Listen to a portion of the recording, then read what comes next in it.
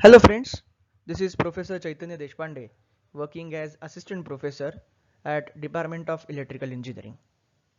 In this video, we will discuss a subject whose name is PLC and SCADA. Basically, this subject is for last year engineering, that is BE Electrical Engineering semester 1. So we will discuss what is the examination scheme for this particular subject, then what are the course objective, course outcome and syllabus design for this particular subject. So let us discuss what is the examination scheme for this subject. It is having a subject code of 403142. It is having 4 hours per week theory lectures and 2 hours per week practical sessions. Let us move to the examination scheme. It is having in-semester examination which carries 30 marks. So this in-semester examination is based on unit number 1, 2 as well as unit number 3. Whereas end semester examination carries 70 marks which is based on unit number 1 to 6, but most probably the stress is given on unit number 5 and 6. It is having a term work of 25 marks which is based on attendance, theory lecture attendance, then practical session attendance and performance of student in class tests. And there will be again assignment component. So it carries total 175 marks and it is having a credits of 4 for theory and practical is having credit of 1. Let us move to the course objective of this subject. So first is to understand generic architecture and components of programmable logic controller. The name of this subject is PLC and SCADA and its applications. So PLC stands for Programmable Logic Controller and SCADA stands for Supervisory Control and Data Acquisition System. So the first course objective is to understand generic architecture and components of PLC. Second one is to develop architecture of SCADA system and explain each unit. Third one is to develop software program using modern engineering tools and technique for PLC and SCADA. So there are various languages with the help of which we can design program for PLC. So out of that languages, ladder diagram is a most commonly used language with the help of which we are going to write our code or software program. And fourth one is to apply knowledge gain about PLC SCADA system to real life industrial applications. Next one is course outcome. So after successful completion of this course, student will able to develop and explain the working of PLC with the help of block diagram, classify input and output interfacing devices with PLC, develop architecture of SCADA and explain the importance of SCADA in critical infrastructure, execute, debug and test the programs developed for digital and analog operation, and describe various SCADA protocols along with its architecture. Let's move to the syllabus given by Savitribai Phule Pune University. So this subject consists of total 6 units. Unit 1 is nothing but introduction to the PLC. So in this unit, we are going to discuss basically what is meant by automation, what is the role of automation in process industry, what are the benefits of automation, then how automation evolved PLC, what is the necessity of PLC, history and evolution of PLC, then definition of programmable logic controller given by National Electrical Engineering Manufacturers Association. Then PLC has 3 different types: fixed, modular and dedicated PLC. Then we will discuss architecture or block diagram of PLC system. Then PLC input and output module along with its interfaces. Then what is meant by central processing unit, what is the role of CPU in PLC, that we will discuss here. What is exactly programmers and monitors, what is power supply, then what are the selection criteria. There are certain selection criteria with the help of which you can select your PLC depending on your application. Then what are the advantages and disadvantages of this PLC. Next one, what are the specifications of the PLC? If you want to buy a PLC for your particular application, what can be the specifications that you need to understand? Then comparison of various PLCs manufactured by Allen Bradley, Siemens, ABB, Mitsubishi, General Electric, Fenoc and Schneider. So there are various points with the help of which we are going to compare all the PLCs according to manufacturers. So this is about unit number 1, introduction to the PLC, which gives us basic information or basic introduction of PLC. So teaching hours for this particular unit is 8 hours. Second unit is again extremely important from PLC programming point of view. It is interfacing of PLC with different input and output devices. I/O is nothing but input and output devices. So without input and output device, a PLC cannot work. So in this unit, we will discuss what is input on-off switching device, what are input analog devices, what are output on-off devices, what are output analog devices like sensors. So there are various sensors like temperature sensor, pressure sensor, flow sensor, level sensor, actuators, etc. Then what are electrical, pneumatic and hydraulic type of sensors or actuators. Then we will discuss what is meant by encoder. So there are two types of the encoders, incremental encoder. Then we will discuss absolute transducer. What are the transducer? What are the different types of transducers? Then limit switches, proximity sensors and control elements for mechanical, electrical, fluid valves, etc. So we all know that without input and output, our PLC system will not work. So it is essential to classify whether which input or output belongs to analog or belongs to digital. Third unit is extremely important from this subject point of view. Unit number 3 is nothing but programming of PLC. So there are various languages with the help of which you can program your PLC, but out of which most commonly used language is ladder diagram language. So ladder diagram fundamental, what is meant by ladder diagram? What are the rules to develop program with the help of ladder diagram? Then timer and counter. What is timer? What is counter? What are the roles of timer and counter in PLC program along with its timing diagram? So in that basically timer has three types: on delay timer, off delay timer and retentive timer. So we will discuss these three types of timers along with its working, construction and timing diagram. And counter has two types: up counter, that is CTU, and down counter, that is CTD. So we are going to discuss how these timers and counter will operate in PLC in PLC languages or in PLC program. Then reset instruction. So this reset instruction is extremely important to reset your program to their original values. Then latch instruction, master control relay and control zones developing ladder.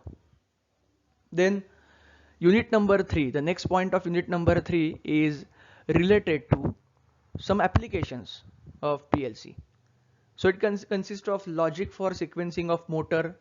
So if you want to turn on two motors simultaneously, what can be the logic? If you want to turn on one motor initially and then turn on another motor after 10 seconds, what can be the logic? So such sort of programs we are going to discuss in this unit number 3. Next application will be on-off tank level control. Next will be on-off temperature control. Then elevator, programming of elevator, bottle filling plant, car parking and traffic light controller.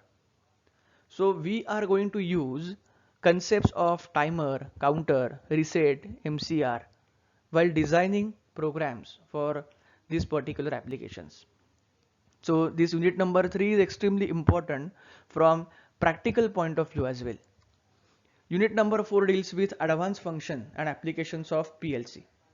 So mainly here we are going to discuss analog PLC operation and PLC analog signal processing. How PLC will behave when analog signal is given to it. Then we will discuss what is PID, PID controller, proportional integrator and derivative principle, typical continuous process control curves of PID controllers. Then what is closed loop system, simple closed loop system, closed loop system with proportional, integral and derivative type of controllers. PID tuning, what are the different methods for tuning the PID? So basically the important method is adjust and observe method. It is also called as Ziegler-Nicholas method. Then next part of unit number 4 deals with motor controls. So we have already studied motors, AC and DC motors in second year electrical engineering and third year electrical engineering. Now here in this unit, we are going to control our motors with the help of PLC, with the help of PLC programs. So AC motor starter, AC motor overload protection, DC motor controller, variable speed, variable frequency AC motor drive. Then next point is PLC application in developing systems. So basically these applications makes use of analog PLC operation. So first one is tank level controller using analog signal, temperature controller using RTD, that is resistance temperature detector, speed control of electric motor.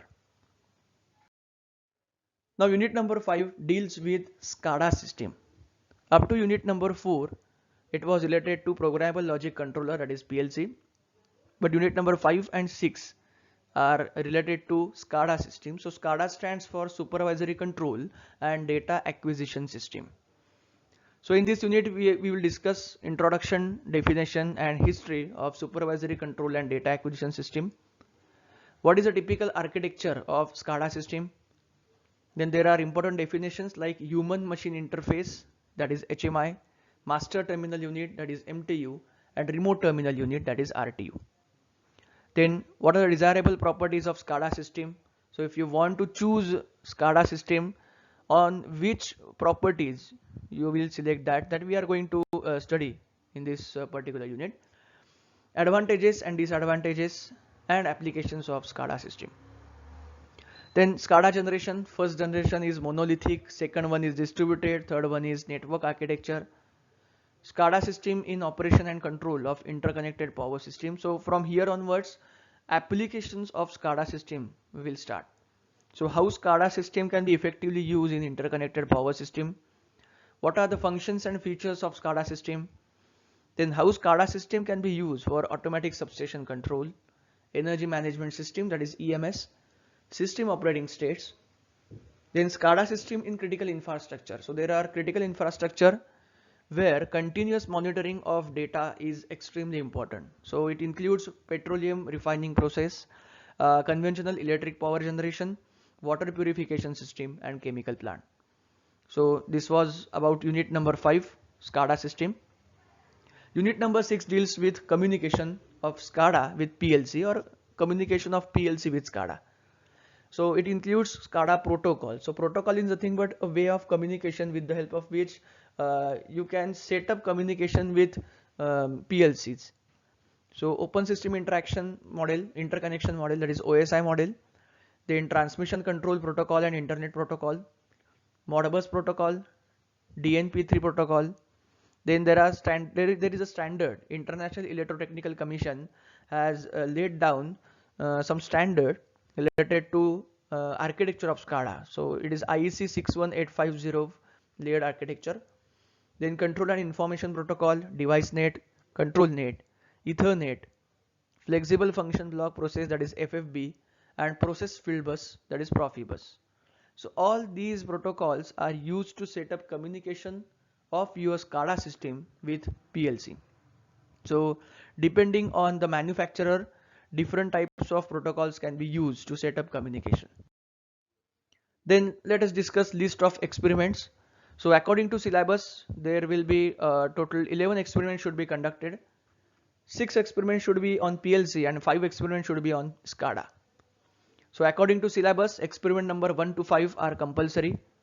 So first experiment will be interfacing of lamp and button with PLC for on-off operation. So here we are going to take two switches and we are going to turn on switch. We are going to turn on lamp with the help of switch. And verification of all logic gates. So we have studied these logic gates in second year electrical engineering in analog and digital electronics. So there are 5 to 6 types of logic gates like AND gate, OR gate, NAND gate, NOR gate, OR gate, XOR gate and XNOR gate and NOT gate. So we will verify truth table of all these logic gates with the help of PLC programming. Second one is set reset operation, that is one push button for on and another push button for off operation. So if you see the difference between experiment number 1 and experiment number 2, in experiment number 1 we are going to use only single lamp and single switch, whereas in experiment number 2 we will use two separate push buttons. One is for turning on your lamp and another is for turning off your lamp. Instead of lamp you may use motor also. Third one is delayed operation of lamp by using push button. So this delayed operation can be achieved with the help of timers. So there are two types of timers, on delay timer and off delay timer.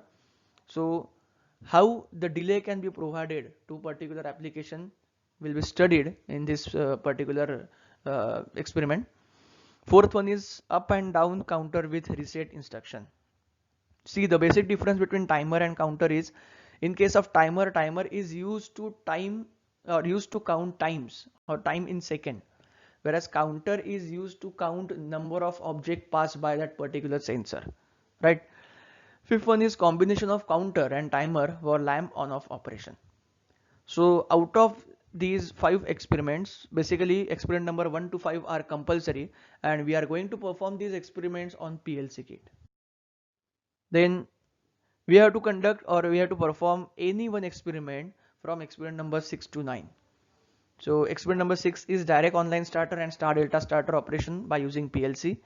Then PLC based thermal on off controller, interfacing of encoder with PLC, PLC based speed, position, flow, level, pressure measurement system, PLC interface with SCADA and status read or command transfer operation, parameter reading of PLC in SCADA, alarm annunciation using SCADA, and reporting and trending in SCADA. Basically experiment number 6 to 9, that is right from DOL starter to the PLC based speed, position, flow measurement system. Actually in our department we used to conduct experiment number 6, which is direct online starter and star delta starter operation by using PLC. Then again experiment number 10 and 10 to 13 are compulsory, which are based on SCADA system. So here we have to interface our PLC with the SCADA.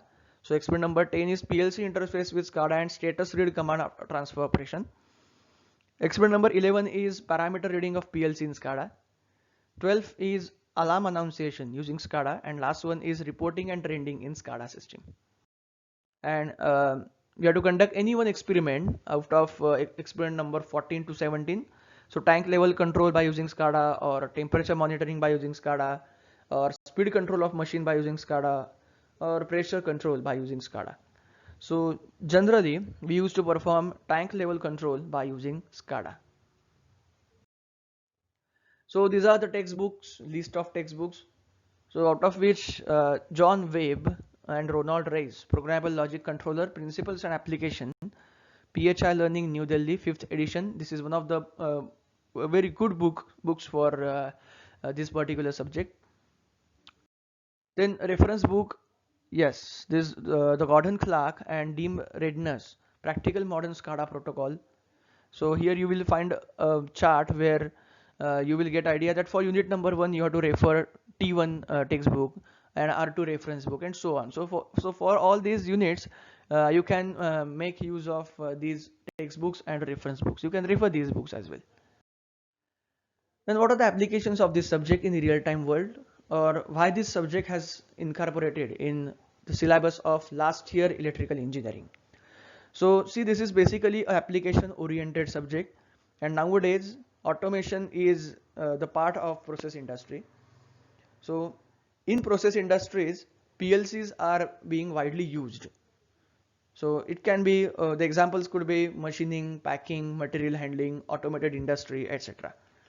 You can see here the left hand side figure shows PLC, that is programmable logic controller, used for bottle filling industry.